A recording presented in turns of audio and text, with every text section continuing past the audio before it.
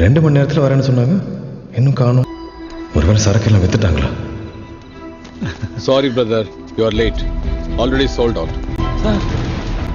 ஆண்டனி நம்பிக்கையான ஆள் தானே? கிளம்புடா.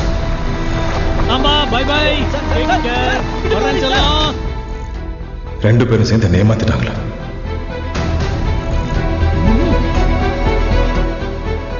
இல்ல கஸ்டம்ஸ்ல மாட்டிக்கிட்டாங்களா?